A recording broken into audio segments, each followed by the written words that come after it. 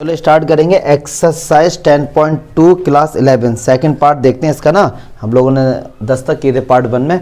Important question है, क्या कह रहे हैं, अ लाइन परपेंडिकुलर, एक लाइन है perpendicular to the line segment, जो इन दो पॉइंट्स को मिलाकर एक लाइन सेगमेंट है ना, उसके ये लाइन क्या है, परपेंडिकुलर है। मतलब इस तरीके से करेंगे, एक ये लाइन सेगमेंट है 1,0 और 2,3, ये एक लाइन सेगमेंट है क्योंकि लाइन का एक पार्ट है ये। अब इसको एक लाइन है वो परपेंडिकुलर इसके ये, तो इस लाइन की मुझे इक्वेशन फाइंड करनी है।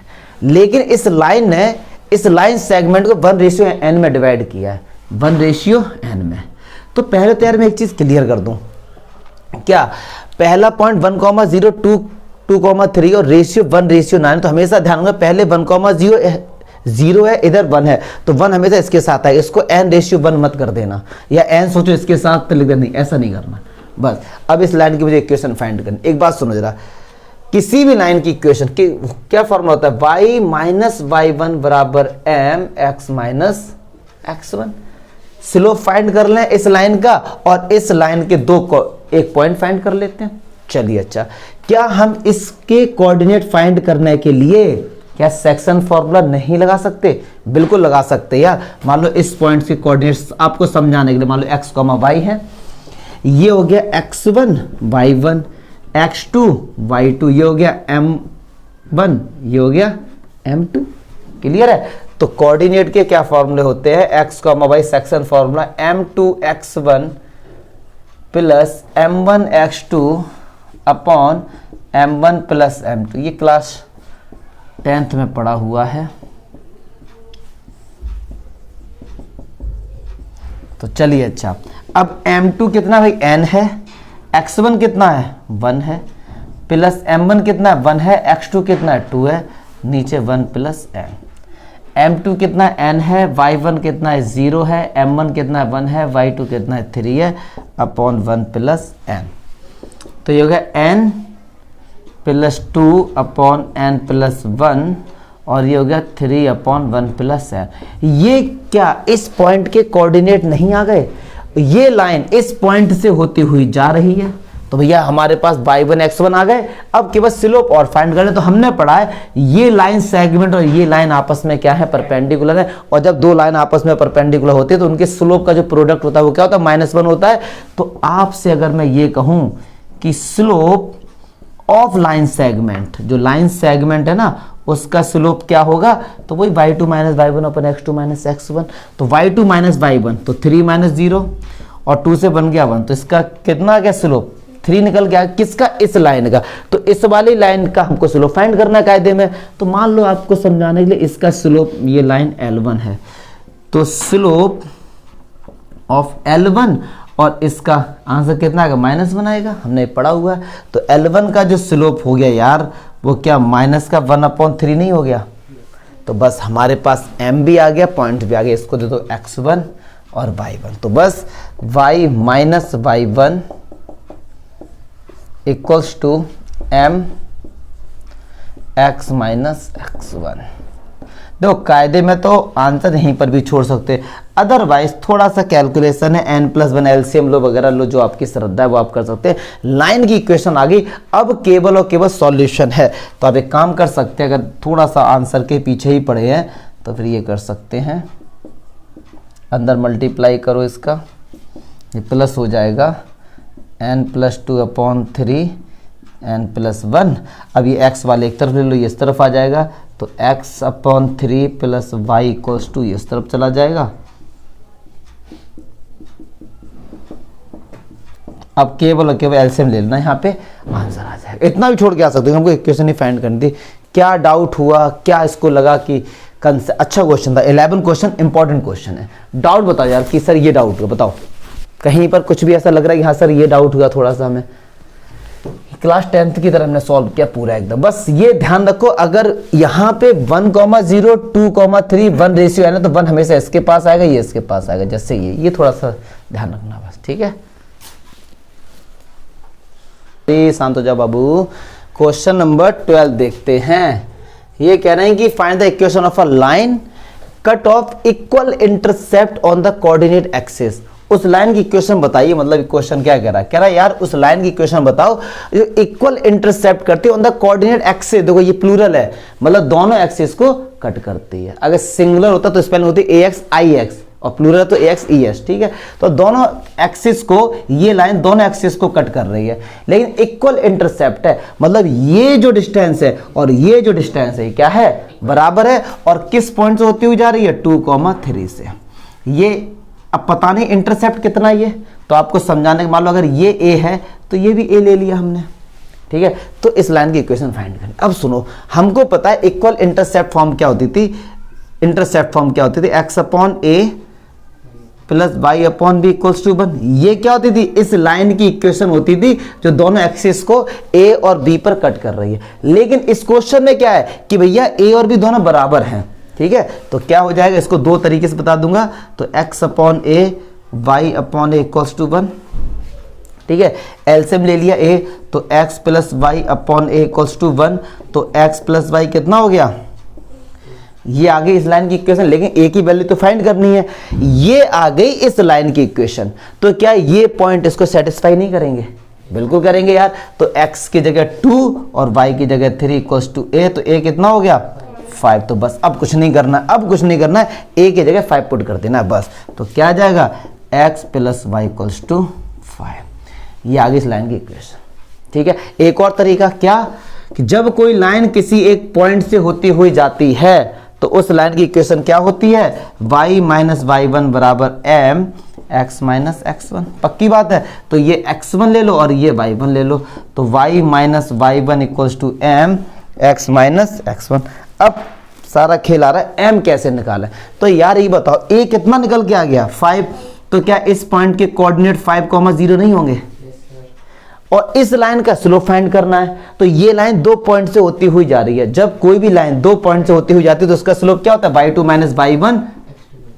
तो इसको y2 माइनस y1 मतलब -3 और 5 से 2 गया 3, मतलब कितना आया -1। तो भैया रख दो यहाँ पे।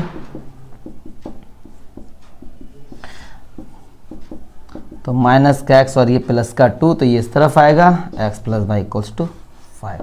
आ गया। दोनों केस में आंसर देखो सेम ही आएगा, कैसे भी कर लो, आपका कंसेप्ट है यार, ये तो तरीके आने चाहिए बस आपको। चलिए अच्छा, नेक्स्ट क्वेश्चन देखते हैं 13। ये क्या कह रहा है कि find the equation of a line passing through the point 2,2 and the cutting off intercept on the axis whose sum is 9। ये थोड़ा वैसे थोड़ा सा एडवांस हो गया क्या, ये भी कह रहे हैं इस लाइन की इक्वेशन फाइंड करो जिसने दोनों एक्सिस को कट किया है और इस पॉइंट से होता हुआ जा रहा है बस।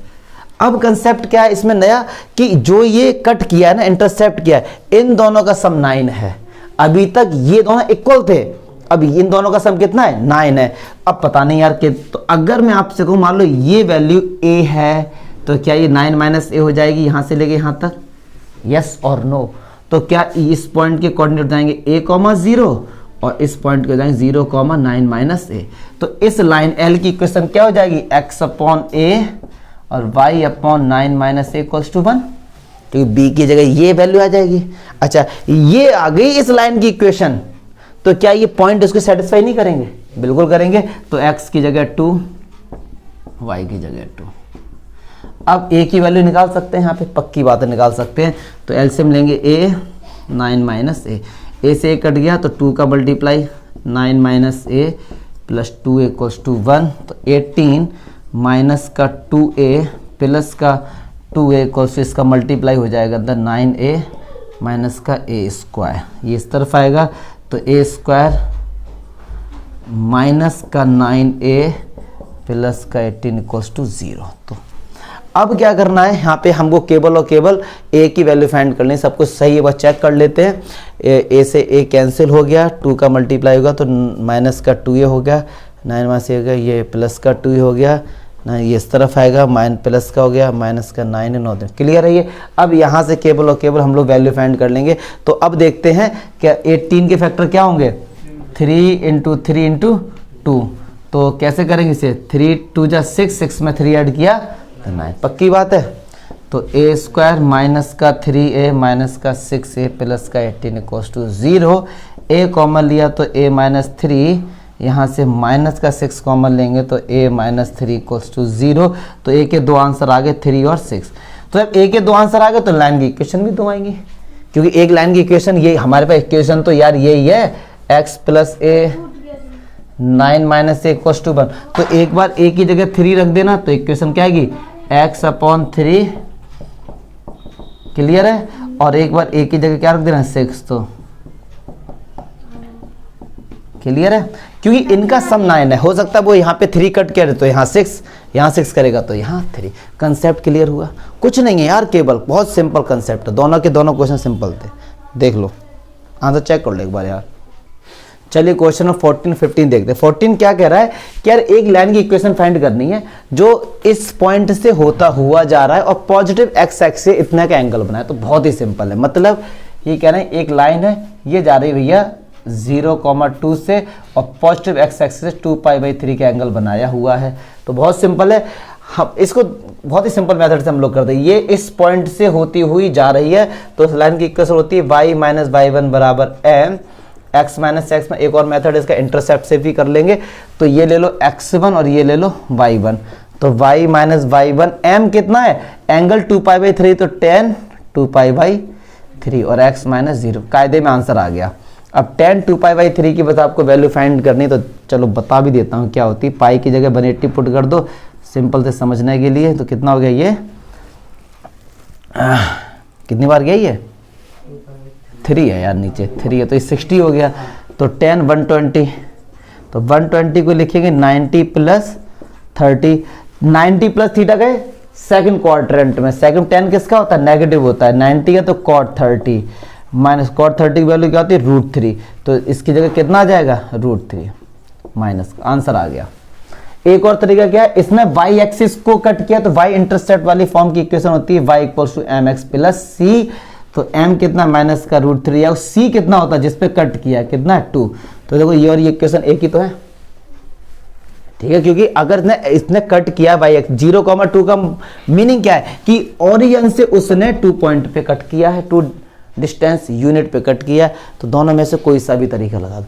फिर कह रहे हैं कि एक और लाइन की इक्वेशन फाइंड करो जो इस लाइन की क्या है पैरेलल है, मतलब स्लोप दोनों का बराबर होगा, लेकिन उसने जो अब y एक्सिस को ओरिजिन से 2 पॉइंट नीचे कट किया, मतलब मान लो यहां पर, तो इसके इस तरीके से ये, तो इसके कोऑर्डिनेट क्या होंगे 0,-2, कुछ नहीं होगा, केवल 2 की जगह क्या हो जाएगा माइनस हो जाएगा बस यार, क्योंकि स्लोप तो चेंज होगा नहीं।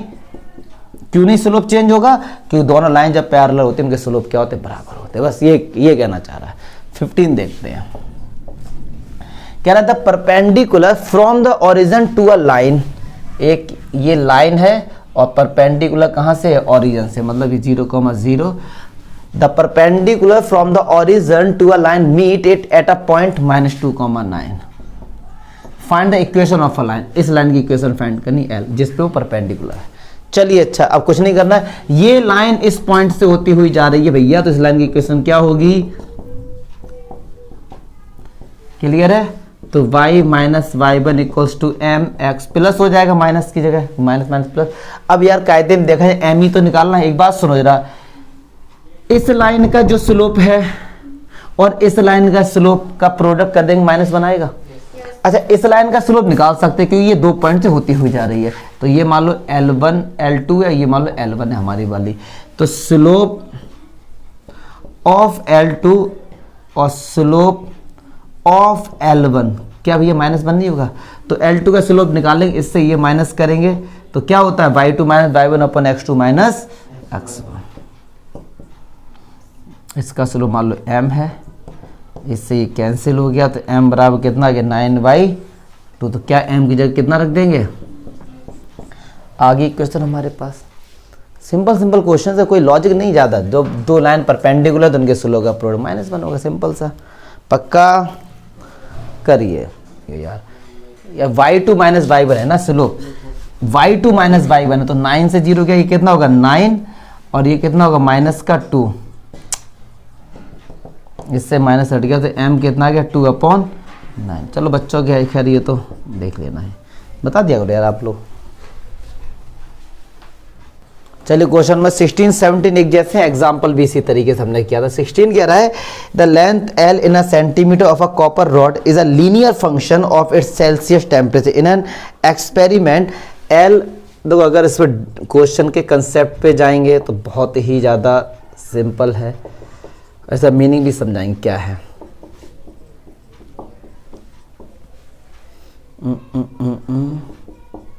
कह रहे हैं एक द लेंथ, एक कॉपर रॉड की एक लेंथ है in a linear function of itself in the temperature in experiment L इतनी है तो सी इतना है, एल इतना है तो सी इतना है। देखो अब क्या है कायदे में देखा जाए, कह रहे हैं एल और सी के बीच में एक लीनियर फंक्शन बताइए। कंसेप्ट सिंपल है, इसको एक्सेस ले लो, इसको वाई ले लो, या इसको वाई ले लो, इसको एक्स, या कुछ भी आप लेट कर सकते हैं। तो क्या ये दो कोऑर्डिनेट हमारे पास नहीं मिल गए? एक कोऑर्डिनेट हो गया ये और एक कोऑर्डिनेट हो गया ये। इससे जाती हुई लाइन की इक्वेशन फाइंड कर दो तो क्या होती है, y माइनस वाई वन बराबर y2 minus y one upon x2 minus x1 x minus x1। Put the value get the, कुछ नहीं है घंटा इस क्वेश्चन कुछ नहीं, ठीक है। लेकिन इसका मीनिंग समझते क्या कह रहे हैं, अगर कॉपर रॉड की लेंथ इतनी है तो इसका टेम्परेचर हमने इतना दिया, अगर टेम्परेचर उसकी लेंथ थोड़ी सी बढ़ाई घटाई तो टेम्परेचर भी उसी हिसाब से इस तरीके से उन्होंने दे दिया। एक रिलेशन बताना है केवल इसमें, ठीक है, और कोई लॉजिक इसमें है नहीं। वैसे मैथ्स की अगर बात करें तो 17 भी यार ऐसे ही एकदम। कह रहा है the owner of a milk store find that he can sell 980 litre of a milk each week at a rate this. अगर वो मिल्क के जो प्राइस है ना 14 रुपीज पर लीटर अगर रखता है, 14 रुपीज पर लीटर, पता नहीं यार इतना सस्ता कहाँ पर है, वहीं चलते हैं। तो कितना एक वीक में दूध बेच देता भैया? 980 लीटर। वो एक्सपेरिमेंट कर रहा है, फिर उसने एक एक्सपेरिमेंट किया कि अगर वो रेट रखता है 16 रुपीज पर लीटर तो एक वीक में उसका बिक रहा है इतना ज़्यादा, ठीक है। Assuming a linear relationship between the selling price and the demand, तो how many liters could he sell weekly at this? अगर 17 रुपीज रख दे तो कितने लीटर बेच देगा? देखो कुछ नहीं करना, इसको x ले लो, इसको y ले लो, किसी को, या इसको x ले लो, इसको y ले लो। तो एक कोऑर्डिनेट हो गया दिस और एक कोऑर्डिनेट हो गया हमारे पास दिस। क्लियर है? तो इसको मिला के इसी इक्वेशन में वैल्यू पुट कर एक लीनियर इक्वेशन आ जाएगी हमारे पास। यस और नो? मुझे नहीं लगता कोई डाउट है। कोई डाउट हो तो बताओ भैया, क्या कोई डाउट है क्या? हाँ 1220 है, देख देख, हाँ 1220 ही है। हाँ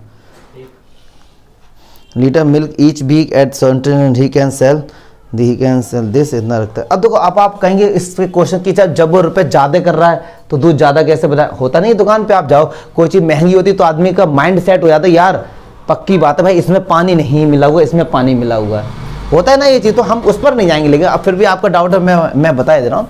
तो अब कह रहे हैं कि ये इक्वेशन निकल के आ जाएगी। कह रहे हैं अगर यार वो 17 रुपीज़ कर दे तो एक वीक में कितना दूध बचेगा? कुछ नहीं करना है, तो हमारे पास क्या इक्वेशन आएगी, y माइनस वाई वन, ये रहा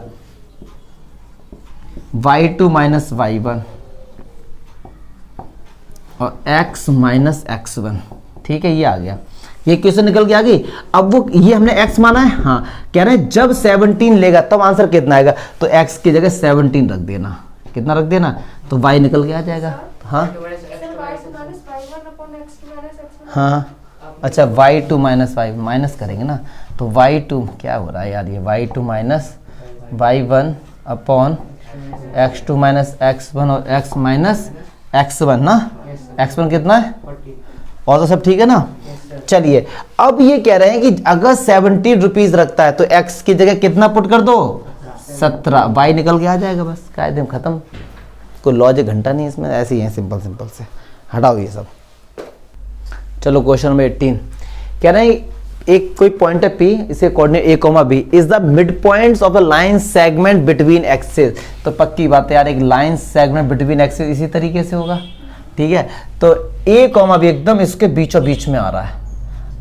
अगर एकदम इसके बीचों बीच में आ रहा है मतलब ये डिस्टेंस और ये डिस्टेंस बराबर होगा, ओ ए बराबर, या अगर सॉरी इसका नाम सी देते तो सी ए बराबर सी भी हमको दिया गया।